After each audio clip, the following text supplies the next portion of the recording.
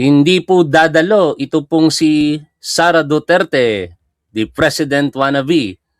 Ano kaya ang kanyang itinatago, no? Meron ba siyang lihim kung bakit ayaw niya pong dumalo sa mga pagdinig na ito, kung saan ito na sana yung pinakamagandang oportunidad para yung matagal na pong mga tanong laban sa kanya ay kanyang masagot sa harapan po ng publiko, hindi lamang dito po sa Committee on Justice.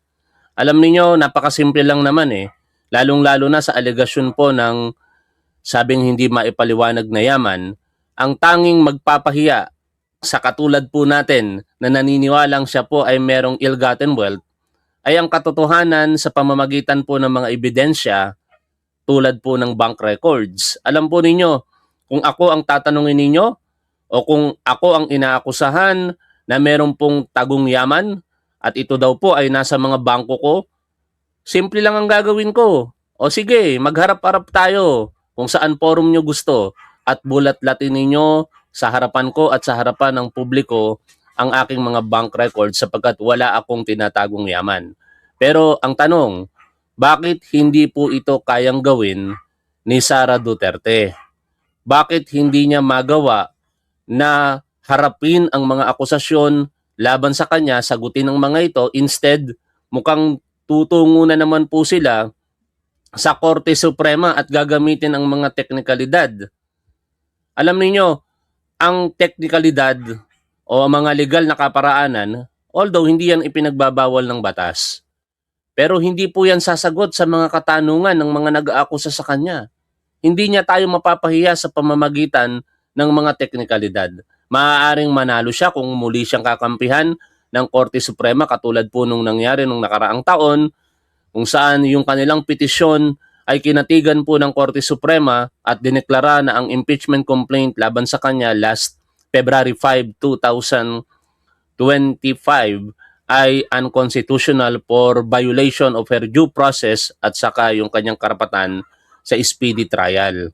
Alam niyo, sa ngayon mukhang ganyan ang uulitin po nila. Pero sa tingin ko, sa ginagawa po ng House of Committee on Justice ngayon, hindi na nila magagawa yan dahil lahat po ng mga kautusan ng Korte Suprema na nakaayon po sa kanilang desisyon noong July 2025 at sa kanilang resolusyon sa naging motion for reconsiderations ng House of Representatives na kanilang inilabas nitong January 2026 ay sinusunod. Sinasang-ayunan na po ng Committee on Justice sa kasalukuyan. Ang pagdinig sa impeachment complaint ni Sara Duterte ay nasa tamang proseso na. Dinidinig ang kanyang panig, meaning ibinibigay po ang due process para sa kanya. Yan ay nakita po natin sa mga pagdinig na isinagawa ng Committee on Justice simula po noong March 2 na sa unang araw po na yon, dinetermina ang sufficiency in form ng impeachment complaint para sa mga complaint 1, 2, 3 at 4. At nung sumunod na araw, ang March 3 at saka March 4 o yung March 3 muna, yung impeachment complaint number 1 at impeachment complaint number 2 ay sinet aside at saka withdraw respectively ng kanilang mga complainant. No? Kaya ang natira na lamang ay ang impeachment complaint number 3 at number 4 na noong March 4 ay dinetermina naman for sufficiency in grounds, no? At doon unanimous po ang sa sufficiency in form unanimous po ang naging boto, sa determination ng sufficiency ng substance ay nakakuha po ito ng super majority votes na 54 against 1. At hindi ko makakalimutan kung sino po yung nag-iisang kongresista na bumoto pabor para kay Sara Duterte sapagkat napakabastos po nito. Ito po ay si Congressman Bong Suntay na noong March 18 para naman po sa determinasyon ng sufficiency of the grounds of impeachment against Sara Duterte ay hindi na po dumalo, no? Pero nakakuha po ng unanimous vote syempre or wala nang nag-object sa determinasyon ng sufficiency in grounds kasi hindi sumagot ito pong kampo ni Sara Duterte sa mga alegasyon. Instead, sila po yung nag-send lamang ng ad cotelem reply na wala pong specific denial for all the allegations against her sa mga grounds. At ano-ano po ang mga grounds na ito? Una, in random order na lamang po ang pagbabanta sa buhay ng ating Pangulong Bongbong Marcos, sa ating First Lady Lisa Marcos at sa dating Speaker Congressman Martin Romualdez.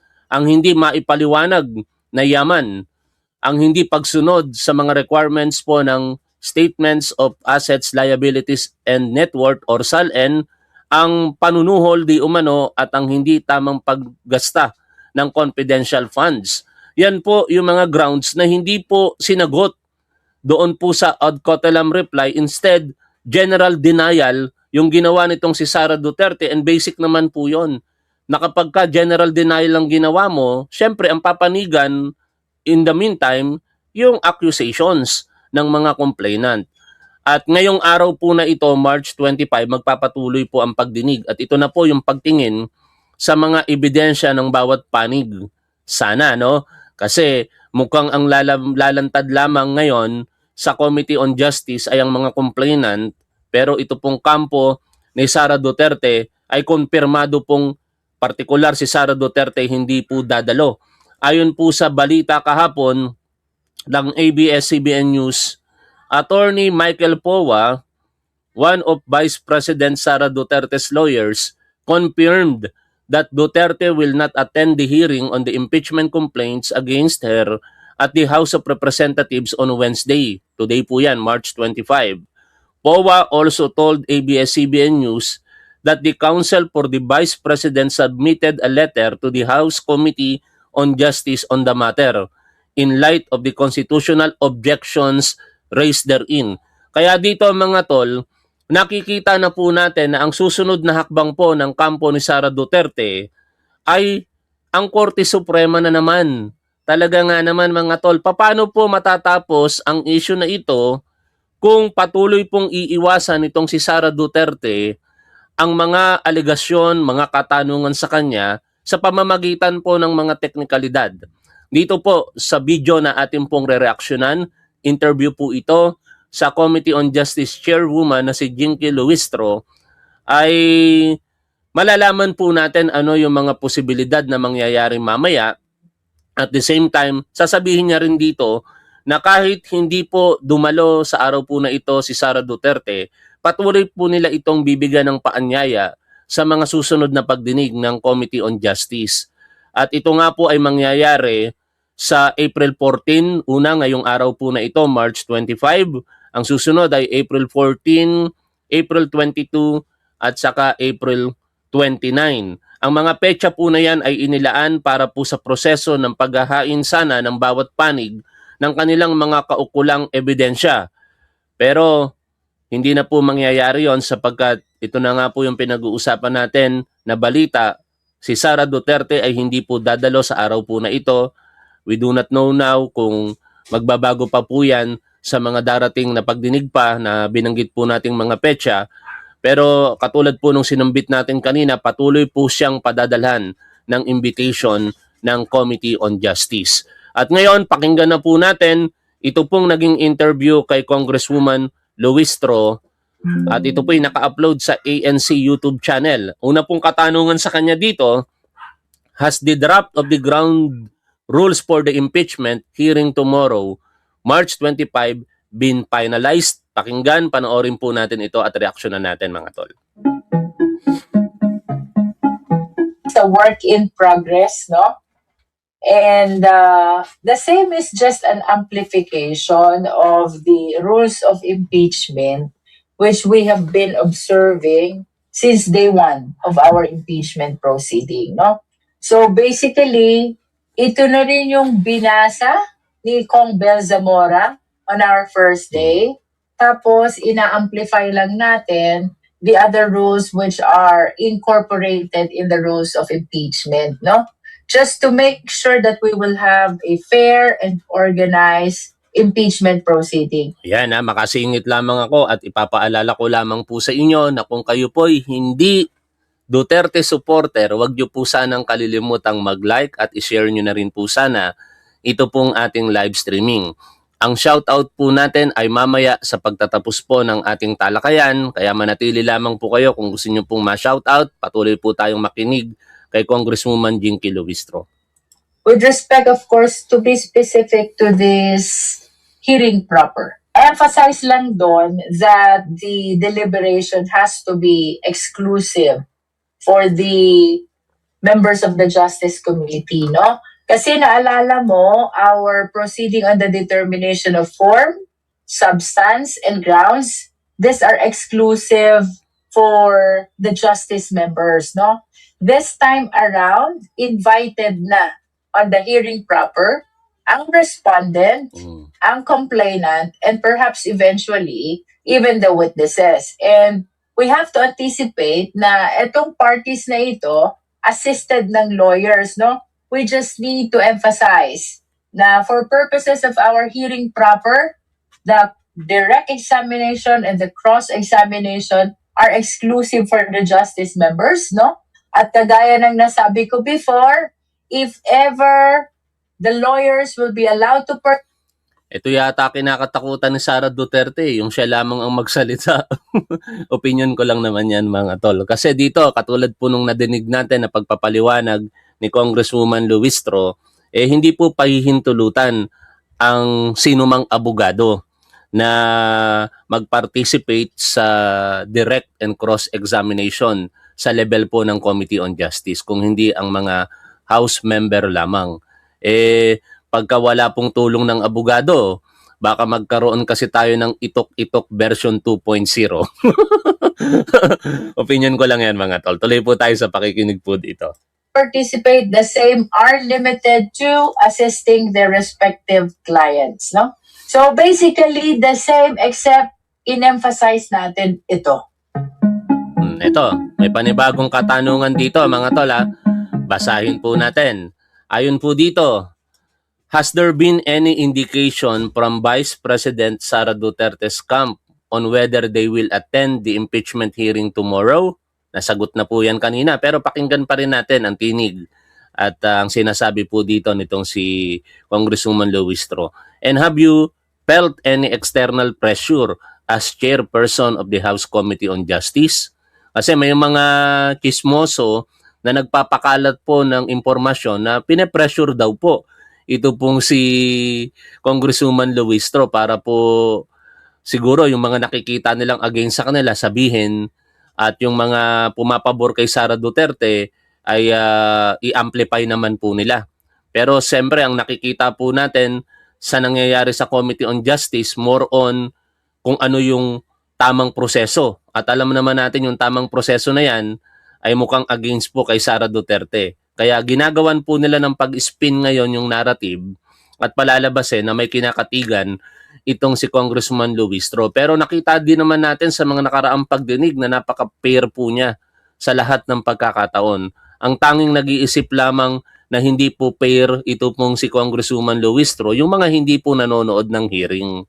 Kahit ikaw ay isang Duterte supporter, kung napapanood mo yung hearing, sasabihin mong fair enough ang ginagawa na pag-chair nito pong si Congresswoman Luistro sa Committee on Justice. Even si Mr. Premonition or na Marco Damus, di ba? Hindi, si Congressman Paulo Henry Marcoleta, sinabi niya nga, although that was sarcasm, na pinaka-paborito niya ng chairwoman, ito pong si Congresswoman Luistro. Bakit? Kasi binigyan po siya ng napakaraming pagkakataon to manifest, no? Dahil hindi nga po siya member ng Committee on Justice, kaya ang magagawa niya na lamang ay manifestation. At yung pinakahuling manifestation nga po nitong si Paulo Marcoleta ay mukhang kakulangan po or ignorance, ano? Kasi bakit? Yung mismong rules mukhang hindi niya po binasa. Ganun pa man, napaka-gentle pa rin itong si Chairwoman Luistro para po ipaliwanag sa kanya na ito po ay stated under the rules at hinimok siya na basahin yung rules. Kasama ng paghimok na yan, syempre si Congressman Joel Chua. Maraming salamat kay Bernie Pogi. Pasensya na kayo kung hindi muna tayo nag-shoutout ngayon. Salamat po sa inyong super sticker. Pero mamaya mga tol, after po ng ating after ng ating talakayan, magsha-shoutout po tayo dahil magdidire-diretso po tayo ng panonood ay pagtalakay dito dahil nga po alas 10 ng umaga ay magsisimula po yung Committee on Justice hearing. Pero sa ngayon, tayo po muna ay magpatuloy dito po sa ating talakayan at pakinggan po natin ang sagot dito po sa dalawang katanungan na ating pong binasa mula po kay Congresswoman Luistro. Wala tayong nare-receive about the possibility of the Vice President attending our hearing tomorrow, no? But again, we are still hopeful kasi sabi ko nga, ang tagal na nitong mga katanungan na to, questions on the confidential fund, questions on the threat committed against the President, questions on unexplained wealth. I think it's about time na marinig na ng taong bayan ang kasagutan ng ating Vice Presidente. To be honest, wala talaga no? I've been hearing from social media na meron daw pressure coming from the leadership of the House. Diba? Yun yung pinapakalat. Nakikita natin yan sa mga DDS page, diba? Kasi yun lamang talaga mga tol yung tingin ko na magagawa nila rito eh. They cannot defend Sara Duterte base po doon sa katotohanan laban sa mga alegasyon sa kanya. Hindi nila kayang ipagtanggol. Napakasimple lang yan. Paano mo nga naman kasi ipagtatanggol mga tol na siya talaga ay nagpahayag ng pagbabanta sa ating Pangulo, sa ating unang ginang at kay Speaker Martin Romualdez. No joke, no joke. O di ba? Ito ulitin lamang po natin for the record. Paano mo ipagtatanggol ang isang taong gumawa po ng ganito? No? Instead, ang gagawin mo is red herring. I-divert mo yung issue o kaya yung tinatawag na straw hat policy na ibabaluktutin mo yung argumento. Sasabihin niya, hindi, conditional naman yan eh. Di ba? Ito po yun eh. Huwag kang mag-alala, ma'am, sa security ko. Kasi may kinausap na ako na tao. Sinabi ko sa kanya, kapag pinatay ako, patayin mo si BBM, si Lisa Araneta, at si Martin Romualdez. No joke. No joke. Nagdilin na ako, ma'am. Pag namatay ako, sabi ko, huwag ka tumigil na hanggang hindi mo magpatay sila. And then he said yes. O, di ba? Paano mo ngayon may pagtatanggol yan, mga tol? Tapos sa issue po ng confidential funds, ang narrative nila ay kinlear na daw po ng COA ito pong si Sara Duterte, which is fake news. No?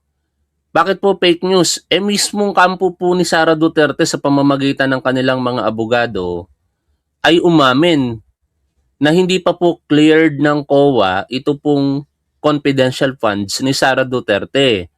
In fact, sinabi nga po nila doon na pending yung appeal sa notice of disallowance. Ano ang ibig sabihin nun?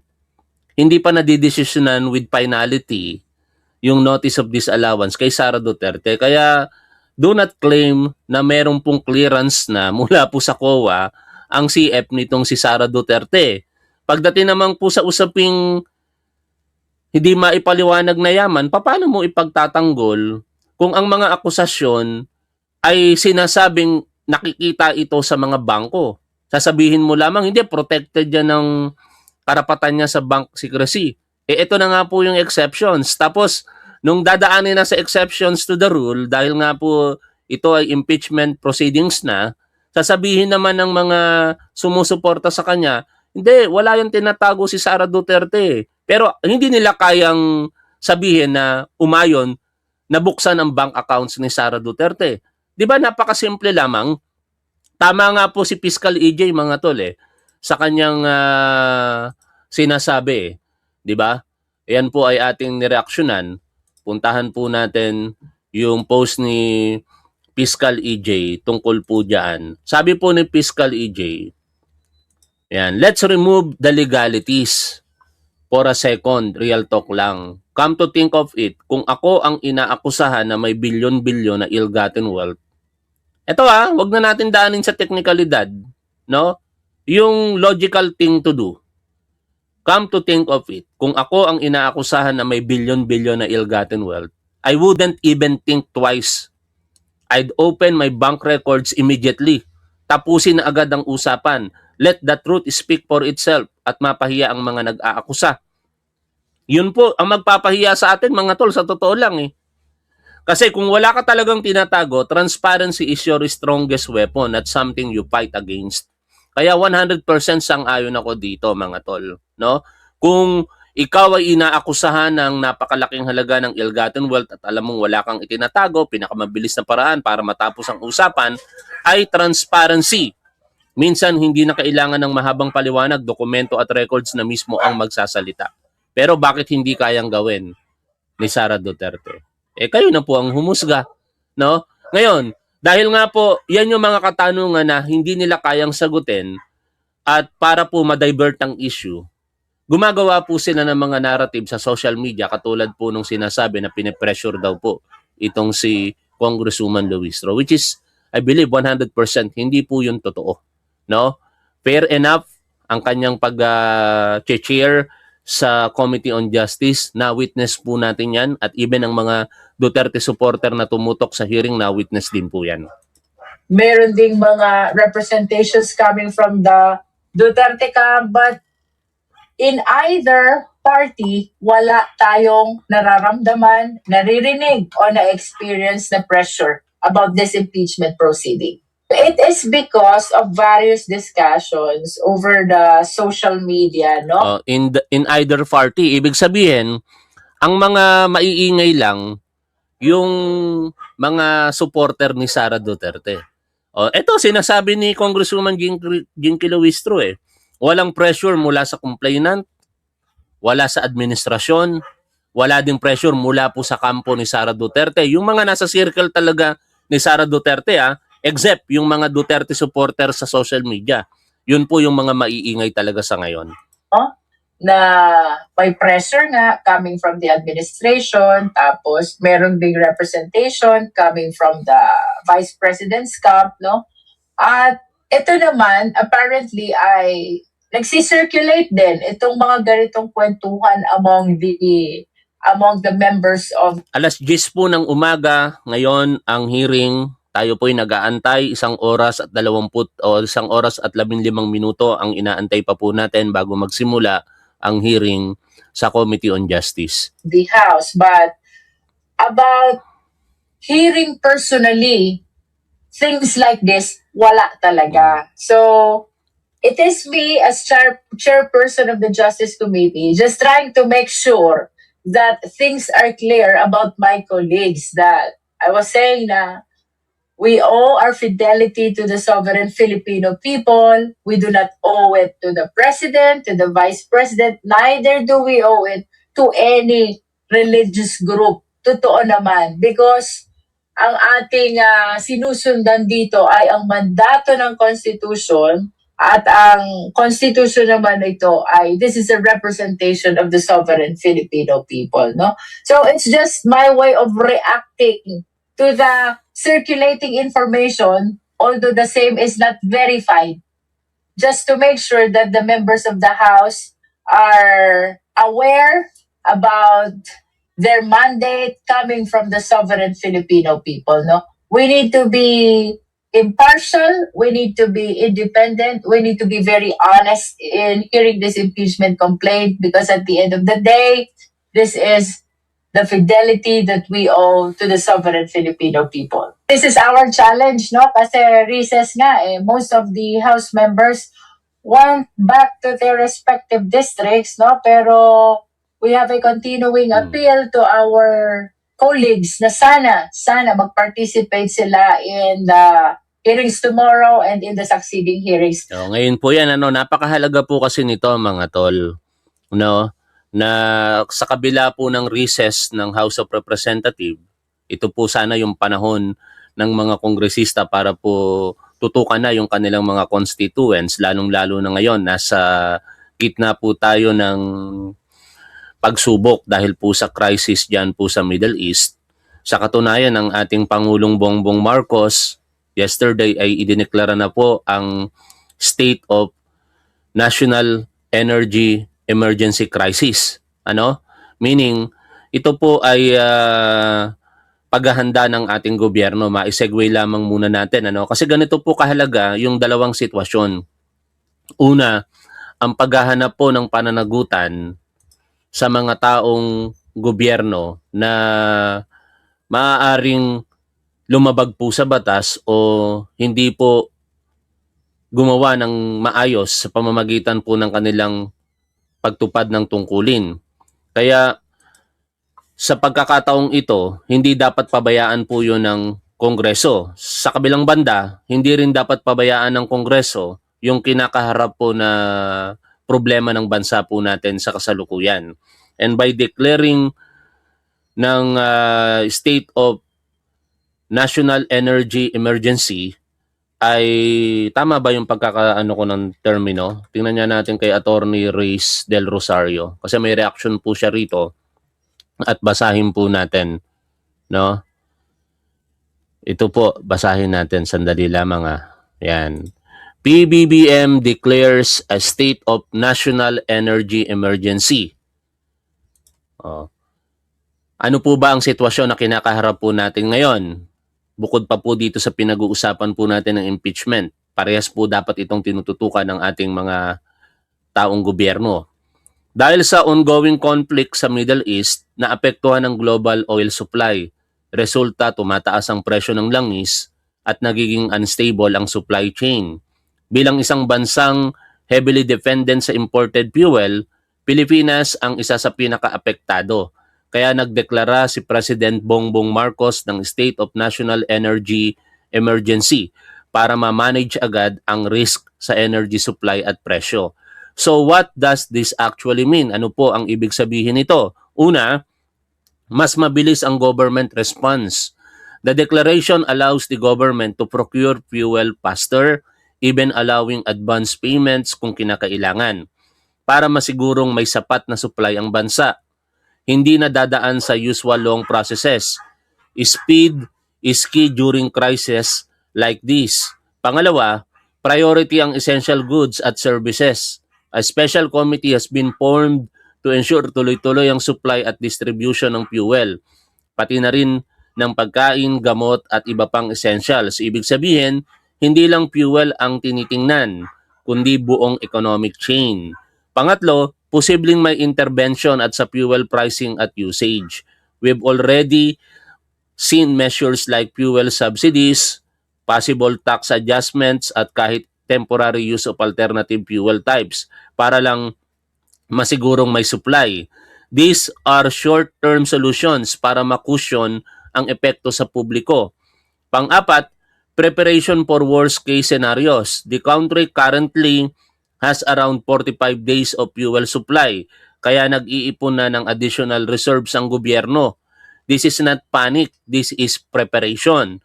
The real impact now will depend on execution. Gaano kabilis makakagalaw ang gobyerno at gaano ka-effective ang mga measures sa pagprotekta sa consumers. For now, ang mensahe ay simple.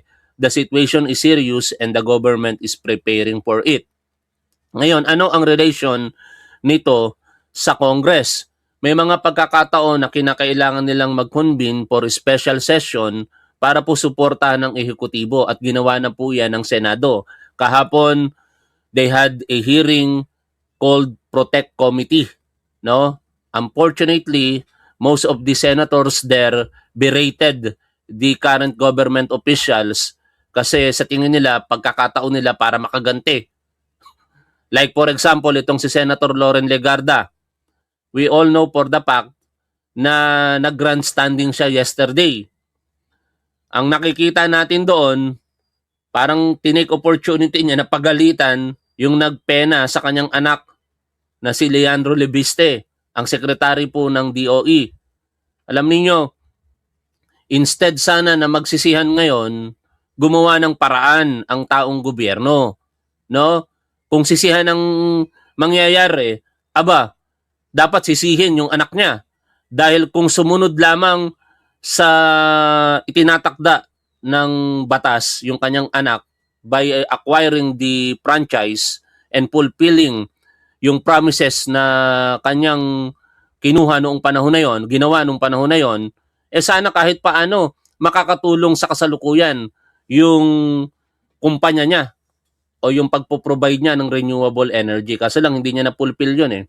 Kaya instead na makatulong, baliwala lamang. Tapos yung nanay niya ngayon, nagga-grandstanding pa na manisi ng manisi, yung anak niya hindi niya nakikita. Anyway, ayoko nang puntahan pa yung ibang personalidad na senador, pero isa po yan sa napansin ko nung ako po yung nagbabasa ng balita tungkol po dyan. Ngayon, balik na po tayo dito po sa impeachment ni Sara Duterte at patuloy po natin pakinggan si Congresswoman Luistro. As a matter of fact, this is the reason kung bakit in-announce natin in advance yung 4 hearings for April, no? Including the March 25, 3 for April, 14, 22, and 29. That is to give them the opportunity to do some adjustment with their schedule considering na itong ganitong recess are really being dedicated by the House members to their respective district, no? So, yan, ito'y constitutional duty. Kaya, anuman po ang ating mga activities sa district, in our respective district, I hope that the justice members will find time and will find way to be able to attend our hearing tomorrow. Ayan, another question. Basahin natin. What happens to Vice President Sara Duterte's presentation of evidence if she is absent from the hearing proper? Ano na yung mangyayari sa pagpepresenta ng ebidensya ng kampo ni Sara Duterte kung wala nga po siya sa mga hearing katulad po ngayong araw po na ito? Pakinggan po natin ang sagot dito po kay Congresswoman Luistro.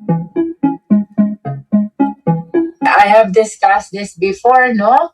It should be the parties themselves who should lay down their respective evidence, no? If ever the lawyers will be allowed in our tomorrow's proceeding, the same should be limited to assisting the respective clients. And in that case, that is the complainant and that is the respondent, no? Nakita na natin to in various inquiry in the past. Ang problema dito mga tol, ng kampo ni Sara Duterte, if ever na dadalo nga si Sara Duterte, actually lawyer naman siya kaya wala sana din magiging problema eh, no? Kaso lang nagtataka tayo bakit merong isang abogada na ultimo pag-construct ng English, parang hirap na hirap siya. No? Mauunawaan ko pa sana kung katulad ko lang na criminologist eh. Kasi yung mga criminologist kong estudyante, ngayon criminologist na at eventually nag-aral ng abugas siya. Aba, pagkatapos na mag-aral ng abugas siya, di pa nga bar passer. Ang gagaling na mag-English eh. No? Kaya nagtataka ako dito kay Sara Duterte naging abogada pero parang kulang na kulang po yung kanyang vocabulary at yung kanyang coherence ba ay hindi sapat, no? Pero wala tayong magagawa abogada siya eh. Kaya ibigay natin yung benefit of the doubt na maalam siya sa batas kahit alam naman natin na parang hindi. Dito naman ngayon sa complainant. 'Yun ang problema nila. Kasi sabi, hindi daw iaalaw ang mga abogado sa both parties. Ang problema yung mismong complainant eh. Except dito po sa hindi parehas. Ang complainant sa article sa impeachment number 3, impeachment complaint number 3 at impeachment complaint number 4 ay sina Attorney Amando Ligutan at si Attorney Nathaniel Cabrera respectively. O sabihin na natin na yung impeachment complaint number 3 hindi iaalaw kasi ang nakalagay doon ay pari et al. Nakalimutan ko po yung pangalan po nung father na nagre-represent sa impeachment complaint number 3. Pero dito po sa impeachment complaint number 4, definitely magsasalita po ito. Kasi wala pong civic group na nasa likod po nun kung hindi natatangi itong si Attorney Nathaniel Cabrera. Ngayon, siyempre, pag nagsalita na po yon dahil abogado, hindi po yung katulad ni Sara Duterte. Sigurado magaling po yun, ano? Kaya siguro yun po yung iniisip ng kampo ni Sara Duterte, isa sa dahilan kung bakit hindi sila dadalo ngayon. Dahil pag dumalo si Sara Duterte, hindi siya pwedeng asistihan sa pamamagitan ng pagsasalita ng kanyang mga abogado. Nandoon lang ang mga yan para mag-observe if ever na magkaroon ng violation sa kanyang karapatan, that will be the time na pwedeng mag-raise ng concern ang kanyang mga abogado, but not na magsalita sila during the proceedings katulad po ng pinapaliwanag dito nitong si Congresswoman Luistro. Na nasa tabi lang ng client yung kanilang lawyer, and there are occasions na nagpapasuspend sila ng proceeding because the clients need to consult their lawyer. That is what we meant by limited to assisting their clients, no? Now, to your question, paano kung hindi dumating si VP, our respondent, then they will not be able to present their evidence, their witnesses, to counter the allegations of offenses and grounds. And that is why I've been saying that this is a significant opportunity for her to challenge the complaint, no? As a matter of fact, itong opportunity na ito, there's a possibility also that the complaint will be dismissed if she will be able to controvert, Di ba? to refute the allegations in the complaint. But Yun ang pinaka-best opportunity talaga dito eh. To controvert or to refute, no? Pabulaanan, kontrahin itong mga ebidensya ng complainant. Pero bakit dinadaan nila sa teknikalidad? Wala po itong pinagkaiba mga tol sa nagbebenta ng drugs eh, no?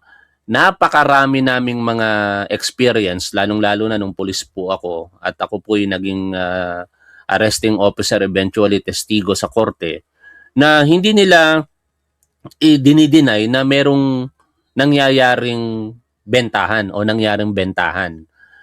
Ang sasabihin lang nila, illegal yung naging proseso ng pag-aresto. Kasi technicality, no, hindi nila i-deny na ginawa talaga ng kliyente nila kung hindi dadaanin nila sa teknikalidad. Wala din itong pinagkaiba sa mga nakapatay, no? Sasabihin nila na hindi, yan ay justifying circumstance o kaya exempting circumstance, pero may nangyari talagang pagpatay. No, wala rin yung pinagkaiba sa mga iba pang krimen na nangyari. Na ang gagawin lang nila, i-discuss nila, i-argue nila yung illegality ng proseso para eventually ma-acquit po yung kanilang kliyente. Pero yung katotohanan, nangyari. Nangyari ang pagnanakaw, nangyari ang pagpatay, nangyari ang pagbebenta ng illegal na droga, for example. Yun po yung sa sitwasyon ngayon nakikita ko dito, no? And this is my opinion again. Sa paniniwala ko, unless magkaroon talaga ng ebidensya na hindi ito ginawa ni Sara Duterte, naniniwala ako na meron siyang tagong yaman, naniniwala ako na siya'y nagbanta sa buhay ng ating Pangulo, sa buhay ng ating unang ginang, sa buhay ng dating speaker na si Martin Romualdez. Naniniwala ako na meron pong panunuhol, naniniwala ako na hindi po tama ang paggasta ng confidential funds na ipinagkatiwala sa kanya. Ngayon, yung paniniwala na yan, hindi lamang ako, marahil kayo ding lahat, na nanonood po dito, maliban sa mga Duterte supporter na manonood po natin ngayon, masasagot po yan sa sinasabi po dito ni Congresswoman Luistro na sa pamamagitan ng pagharap niya, they controvert, they can refute, di ba? Yun yung exact word na ginamit ni Jinky Luistro dito eh, no? At kapag ka nangyari yon, na controvert nila yung mga evidence, na pabulaanan nila yung mga akusasyon, sampal po sa atin yon mga tol. Nakakahiya tayo. Sa totoo lang, nakakahiya tayo na mga nag-aakusa kay Sara Duterte dahil hindi naman pala totoo. Di ba napakasarap nun para sa mga Duterte supporter at lalong-lalo na kay Sara Duterte na lahat ng mga akusasyon nyo sa akin ay hindi totoo, kaya ito, isinasampal ko sa inyo ang katotohanan. Bakit hindi nila magawa? Instead, dadaanin nila sa teknikalidad. Kaya kung kayo'y nag-iisip ng tama dito, yan ang itanong nyo kagad. Either Duterte supporter kayo or critics ni Duterte. Ang tanong, bakit hindi kayang sagutin ni Sara Duterte ang mga akusasyon sa kanya, instead dinadaan niya sa teknikalidad? if she will not avail of this opportunity, again, the allegations in the complaint will stand. And the possibility is the justice members might vote in favor of the existence of probable cause, no? Simple lang yan eh. Kung walang nag-question, kung walang nag-challenge, kung walang nag-controvert, syempre, ang magiging consideration ng justice members will be the complaint alone. Let's go back to the answer, no? Ang naging common observation ng justice members, it did not respond directly to the allegations of the complaint. It was in fact a motion to dismiss. So as a consequence, the allegations of the complaint stands, no? As a matter of fact, some of the justice members even move or requested to proceed immediately to voting because they did not see any allegations in the answer which directly challenge the allegations of offenses and grounds in the complaint, no? So yung scenario doon sa determination of sufficiency in grounds, kung hindi dadating ang Vice Presidente sa hearing proper, it is almost the same, no? No evidence will challenge, controvert, or refute the allegations or evidence which will be presented by the complainant. Naging tatlo na yung salita. No evidence will be challenged, controvert or refute. O, tatlo yun. Alam niyo mga tol, babalik ako doon sa sinasabi po natin at yung sabi ni Fiscal EJ na kung siya mismo ang ini-issuehan ng Tagong Yaman, head on, papayag siya, wala nang kisap mata pa, no? Open natin ang bank accounts. At tingin ko nga rito mga tol, ganyan ang mangyayari.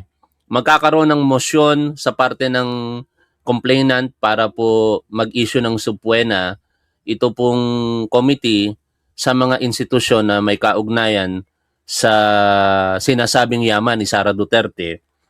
Pero ang gagawin ngayon ng kampo ni Sara Duterte, ito peerless opinion ko lamang ito, forecast ika nga.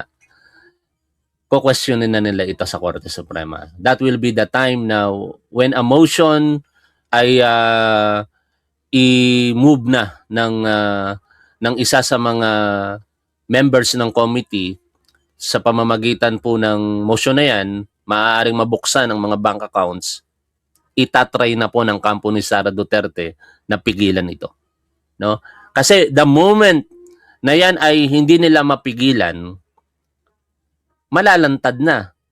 Kung tayo po ba ay nagsasabi, kasi basically kasama na tayo mga tol ng katotohanan. Kasama na tayo sa mga nag-aakusa. Ako, personally, naakusahan ko na rin itong si Sara Duterte on the premise ng mga accusations na nakikita at nadidinig natin sa mga balita dyan po sa impeachment proceedings. Kaya, what will happen next is nasa action na ngayon ng kampo ni Sara Duterte. If they ask help sa Korte Suprema, karapatan po nila yan.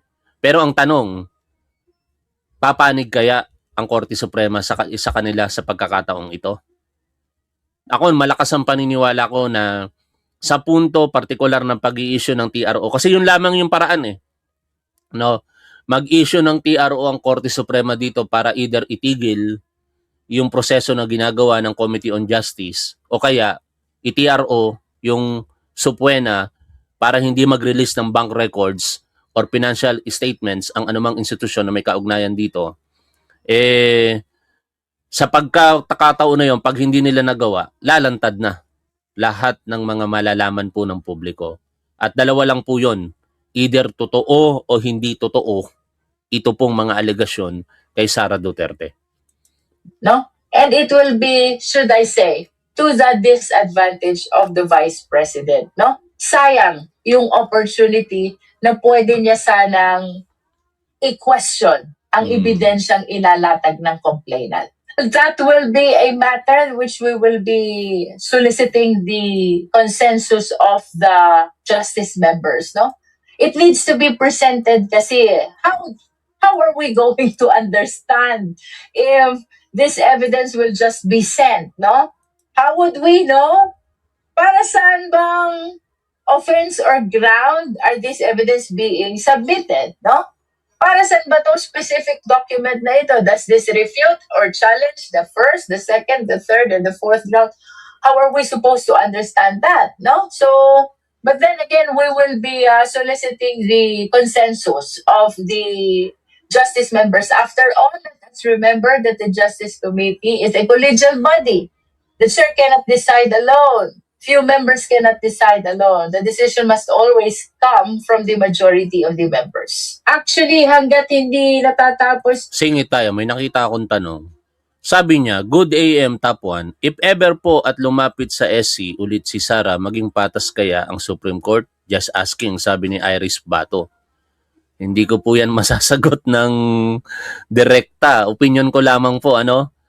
Ako, for the sake of fairness, naniniwala ako na magiging fair ang Korte Suprema. No? Kasi after all, sila po yung final arbiter ng anumang dispute with regards to interpretation of laws, rules, or regulations. Kaya para naman hindi natin maging para hindi tayo maging unfair dito sa Korte Suprema, kahit sa likod ng aking isipan ay parang naglalaro yung katotohanan na karamihan po dyan ay appointee ng mga Duterte. Pilit kong pinaniniwala ang aking sarili na sila po yung magiging patas. And we are hoping for that. Ano? Kaya yung katanungan mo, ang tanging makakasagot dyan, syempre ang Korte Suprema eventually, sa kanilang magiging pagtugon, if ever na dalhin po ito ng kampo ni Sara Duterte sa ikalawang pagkakataon sa kanila. yung hearing proper, we will keep on sending invitation to her so that at any point of the entire hearing proper, she can actually come. Because the Justice Committee, in accordance with the rules, is actually giving her ample opportunity to present her evidence as well and to controvert the evidence of the complainant. It's actually her choice whether to come or not. No, but from the perspective of an ordinary Filipino citizen, no, these questions have been raised since the 19th Congress. I think 2024 pa. Now is 2026 already. And I believe that a huge number of Filipinos wanted to hear the answer of the Vice President. And it is from this light that I am hopeful that the Vice President will be availing of this opportunity to answer all the allegations, no? Kasi, di ba, hypothetically, if you're claiming innocence, you should take advantage of all opportunity to prove your innocence. And this hearing proper is the best opportunity for her to defend herself from the allegations in the complaint. Ano Oy, tong mga allegations? May singit lang ako, nakita ko yung message ni Samurai. Sabi niya, happy viewing kay Daniel Angelo Noblesa, handler ng mga DDS trolls ni Sara. Oh yeah, chismis ba yan? Sino si Daniel Angelo Noblesa? No? Tanong natin yan, yung binanggit na pangalan ni Seven Samurai. Sino si Daniel Angelo Noblesa? Kasi sabi ni Seven Samurai, handler ng mga DDS trolls ni Sara. O, nagtatanong tayo tuloy po tayo dito mga tol. Na to, misuse of confidential fund, may bribery, may threat, may unexplained wealth. These are serious allegations na in the ordinary set of things, you will take advantage of all opportunity para maipagtanggol mo ang sarili mo. Especially Yun ang pinaka-punto dito mga tol sa mga ordinaryong pagkakataon. Di ba? Pinaka-basic talaga na ipagtatanggol mo yung sarili mo. Bakit dito umiiwas? No? Tapos ngayon, yung mga friend kong DDS, nakikita ko yung mga post nila sa Facebook at di ko na nga lang pinapansin. No? Magse-share sila ng mga pagdepensa kay Sara Duterte. Pero hindi nyo ba naiisip na kayo'y dumidepensa kay Sara Duterte? Yet, yung dinidepensahan nyo, ayaw depensahan ng kanyang sarili. Common sense. Ipagtatanggol nyo si Sara Duterte sa mga fake news na nababasa ninyo. Pero yung mismong ginagamit yung pagtatanggol, hindi ginagamit ng depensa ng mga abogado ni Sara Duterte. Nakikita nyo yung logic doon, mga DDS? ika-qualify nyo yung mga bagay para i-deny yung accusations dito kay Sara Duterte. Yet, yung kampo mismo ni Sara Duterte, yung kanyang group of lawyers, composed of 16, hindi ginagamit yung issue na yon para idepensa si Sara Duterte. Ibig sabihin lamang, kung hindi ginagamit ng mga abogado ni Sara Duterte, hindi tama yung pagdepensa nyo kay Sara Duterte. Pero wala akong magagawa, ganyan talaga eh. No? Pero para na rin sa kalinawan ng lahat, uulitin ko po ito at uulit-ulitin ko sa mga susunod na pagkakataon. Basta Duterte supporter, wala na akong tiwala. Kung naririnig nyo ako, mga kaibigan ko, mga kamag-anak ko, mga kakilala ko na Duterte supporter, never invite me sa anumang mga gusto ninyong imbitahan ako. Dahil ako po'y tatanggi. Wala na akong tiwala sa sino mang Duterte supporter. Baka mangyari pa dyan, pag pumunta ako, mapatayin nyo pa ako. Di ba? Especially, this concerns the Vice President, the second highest official of the land. No, it is from this light that I'm hoping that she will be able to come. Ang invited bukas are the parties who are the complainants and the respondent. No, so initially, justice members, I haven't checked kung may nag-confirm na from the ex-officio members. And then for the complainant, ito yung mga clergies, no? I anticipate also that they will be assisted by their lawyers. For the third complaint, ito yung mga pare. And then for the fourth impeachment complaint, ito si Attorney Cabrera, no? Cabrera, impeachment complaint, no? So, ito lang ang ating inimbitahan. About the witnesses, pag-uusapan pa yon bukas in our hearing as to the witnesses whom the parties wish to be invited. Bago natin basahin itong tanong na ito at pakinggan yung kasagutan ni Congresswoman Luistro, maalala ko lamang na ang mga witnesses na maaari pong iharap ng mga complainants dito po sa impeachment complaint laban kay Sara Duterte ay unang-una po diyan itong si Ramil Madriaga, na ngayon meron pong seryosong banta sa kanyang buhay, no? In fact, ito nga po yung post, pakinggan po natin, pakinggan po ninyo, babasahin ko po ano. Shared post po ito ni Pebbles Talaquera sa isang page na sumusuporta kay Ramil Madriaga, no? Ay, hindi niya pala shinare. Ako pala ang nakakita noon. Dito na lamang. Tingnan natin po dito. Shinare ko pala ito kagabi. Ito. Sabi po nitong palag ni Ramad, binilin sa akin ni Karam nitong huling dalaw ko sa kanya na sigurado daw na ipapapatay siya ni BP Sara dahil yung kasama niya na naghatid ng confidential fund ay napatay na. Ito po ay seryosong akusasyon, syempre laban kay Sara Duterte. Pero siguro dapat tingnan din po ito ng ating otoridad, seryosohin po nila. Dahil napakahalagang testigo po nitong si Ramil Madriaga kaugnay ng impeachment complaint laban kay Sara Duterte. Kapag ka napatay si Ramil Madriaga, para kang napilayan, no? Nawala yung isa mong paa. Natitindig ng maayos sana, partikular sa mga akusasyon laban kay Sara. Ano ba ang kinakatakot? Pero siyempre, maaaring gawa-gawa lamang din ito ng mga kritiko ni Sara Duterte.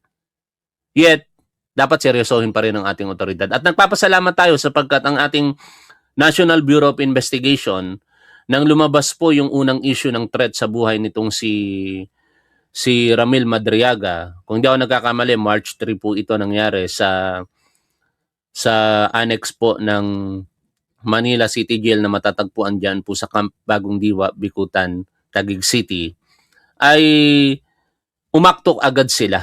The following day, sila po yung nag-send ng mga investigator, ang NBI, sa BJMP at inimbestigahan po ito. At sa kasalukuyan, mula noong nag-action po sila doon hanggang sa kasalukuyan, meron pong nakadetail na NBI personnel sa mismong pasilidad kung saan nakalagak o nakakulong itong si Ramil Madriaga. Para maiwasan na po yung pagkakataon na siya po'y pagtatangkaan. At hindi nga pala pagtatangka ang ginawa, ayon po sa abogado nito pong si Ramil Madriaga na si Attorney Raymond Palad sa interview na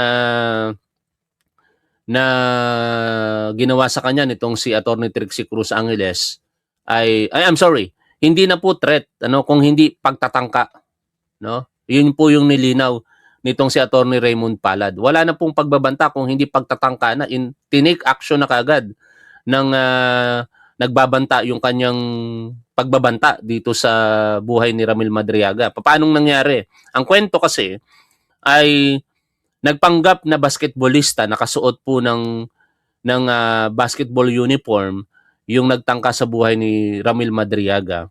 Instead na ang suot niya po ay yung kulay dilaw o yung uniform po ng persons deprived of liberty. At inabangan niya, ito pong si Ramil Madriaga ng mga panahong iyon ay nasa labas dahil nga po may mga oras silang pwede silang mag-exercise o tumanggap ng dalaw. Pag-abang niya doon, parang siguro kung wala lamang nakapag-action kaagad kasi nagsisigaw na itong si Ramil Madriaga, baka nagawa niya po ng hindi maganda si Ramil dahil dinudut-dut niya na raw po yung gilid ni Ramil Madriaga, parang pinoprovoke niya na umaksyon ito. At siguro kung aaksyon si Ramil Madriaga, babanatan niya na. Papalabasin na self-defense, parang ganun, ano? Ang ginawa ni Ramil Madriaga, ayon sa kanyang abogado, nagsisigaw. Kaya nakuha po nito yung atensyon ng duty guard nung mga panahong iyon at nagtatakbo na nga nung magsisigaw si Ramil Madriaga, ito pong assailant, ito pong nagtangka sa kanyang buhay. Na ang nakakapagtaka, ang kaso po nito, di umano ayon sa mga impormasyon na ibinahagi ni Pebbles Talaquera, ay paglabag po sa Republic Act 9262 or yung Violence Against Women and Their Children. At ito po ay kanyang kinakaharap sa Pasay Regional Trial Court. No? Meaning, nakakulong siya sa Pasay City Jail. How come na yung Pasay City Jail magta-transfer ng kanilang persons deprived of liberty to Manila City Jail nang wala pong court order? Saka nakakapagtaka, kahit may court order, bakit naman ita-transfer ng Pasay City Jail o ng Pasay Regional Trial Court, uutusan ng Pasay City Jail, na i-transfer ito sa Manila City Jail, particular dito sa annex sa Camp Bagong Diwa? No? Kung hindi ako nagkakamali, baka magkamali ako, Parañaque or Pasay. I-correct nyo na lamang ako, baka nagkamali yung pagkakatanda ko. Either Parañaque or Pasay. At higit sa lahat, itong tao na ito nakakulong, hindi pa umaabot ng 1 buwan. Bago pa lamang na nakakulong po ito. Tapos, meron pang sinasabi si Attorney Raymond Palad na ito po, I'm sorry pero ito naman ay sinabi lang ni Attorney Raymond Palad, galing sa pamilya ng mga sundalo. Ano ang mga koneksyon na yon? Di ba?